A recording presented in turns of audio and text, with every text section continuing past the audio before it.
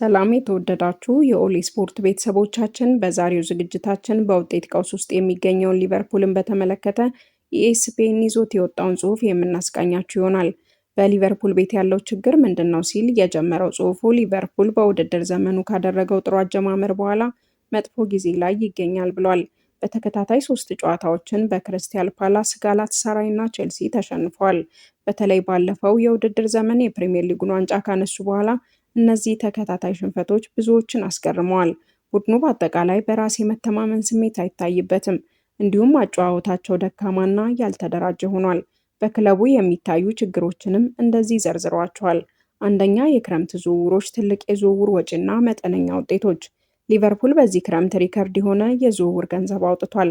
ብዙ ምርጥ ተጫዋቾችንም አምጥተዋል። አሌክሳንደር ኢሳክ፣ ፍሎሪያን ቨርትስ እና ጀርሚ ፍሪምባንግ፣ ሁጎ ኢኪቲኬ፣ ሜሎስ ኬርኬዝ፣ ጆቫኒ ሊዮኒ እና ጆርጅ ማማርዳሽቪሊን።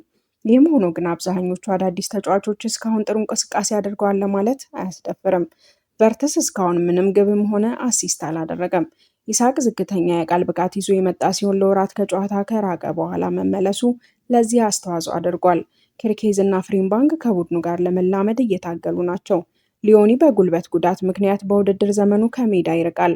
ከአዳዲሶቹ ፈራሚዎች አጥቂው ኢኪቲኬ ብቻ 4 ጎሎችን በማስቆጠር ጥሩ አጀማመር ቢያደርግም የቅርብ ጊዜ ጨዋታዎች ላይ በቅጣት ምክንያት ብዙም ተሳትፎ አላደረገም።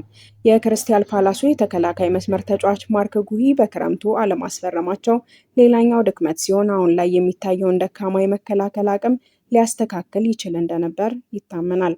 ሁለተኛ፣ የሳላህና ሌሎች ቁልፍ ተጫዋቾች አቋም መውረድ። በሊቨርፑል ቤት ያሉት ልምድ ያላቸው ተጫዋቾች በጥሩ የጨዋታ አቋም ላይ አይገኙም። ግብፃዊ ኮከብ መሐመድ ሳላህ ባለፈው የውድድር ዘመን 34 ጎሎችን አስቆጥሯል። ነገር ግን በዚህ የውድድር ዓመት ጥሩ አቅም እያሳየ አይደለም። የግብ ተሳትፎውን የሚያሳዩ ቁጥሮችን በከፍተኛ ሁኔታ ቀንሷል። ቫንዳይክ እና ኮናቴ በመከላከል ረገድ ጥንካሬያቸው እንደወትሮው አይደለም።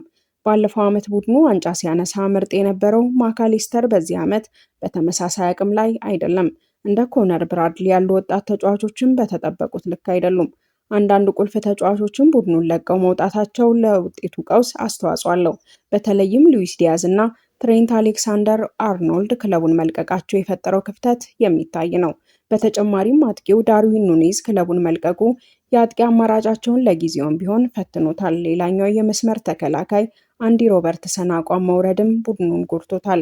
በክረምቱ በመኪና አደጋ ሕይወቱ ያለፈው ዲያጎ ጆታ የክለቡን ተጫዋቾች በስሜት በእጅጉ የጎዳና በጨዋታ ጊዜም የስነ ልቦና ጫና የፈጠረ እንደሆነ ሲነገር ቆይቷል።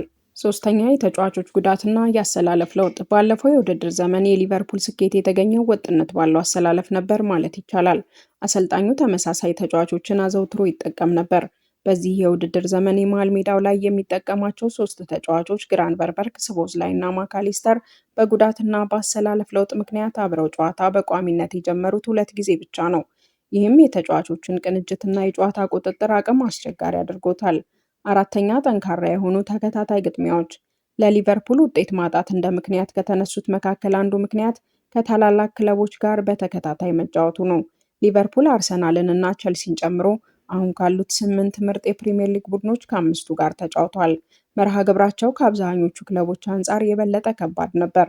በአንጻሩ አርሰናል ቀለል ያሉ ጨዋታዎችን ያደረገ ሲሆን አሁን የደረጃ ሰንጠረዡ አናት ላይ ይገኛል። ሆኖም ሊቨርፑል ከህዳር እስከ ጥር ባለው ጊዜ ውስጥ በአንጻራዊነት ቀለል ያሉ ቡድኖችን ይገጥማል። ይህም ለማገገም ሊረዳው ይችላል። አምስተኛ፣ በዲያጎ ጆታ ህልፈት የተፈጠረው ሐዘን ተጽዕኖ። የዲያጎ ጆታ ድንገተኛ ሞት በቡድኑ ላይ ጥልቅ ስሜታዊ ተጽዕኖ አሳድሯል። የቡድኑ ካፒቴን ቨርጂል ቫንጂዲክ ይህ የውድድር ዓመት ሁልጊዜ ከባድ እንደሚሆን ተናግሯል። በተጫዋቹ የመታሰቢያ ስነ ስርዓት ወቅት ተጫዋቾችና ደጋፊዎች በግልጽ ሲሳተፉ ነበር። ይህም ሐዘን በስነ ልቦናና በስሜታቸው ላይ ከፍተኛ ተጽዕኖ ሳያሳድር አልቀረም።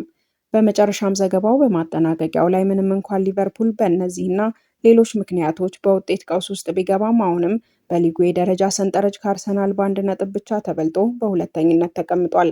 ችግሮቹን ለማስተካከልም በቂ ጊዜ አለ። አዲሶቹ ተጫዋቾች ከቡድኑ ጋር መላመድ ከቻሉና ቡድኑ በራስ የመተማመን መንፈሱን መልሶ ካገኘ አሁንም ለሻምፒዮንነት መወዳደር ይችላሉ። ነገር ግን ነገሮች በቅርቡ ካልተሻሻሉ ረዥምና ተስፋ አስቆራጭ የውድድር ዓመት ሊያሳልፉ ይችላሉ።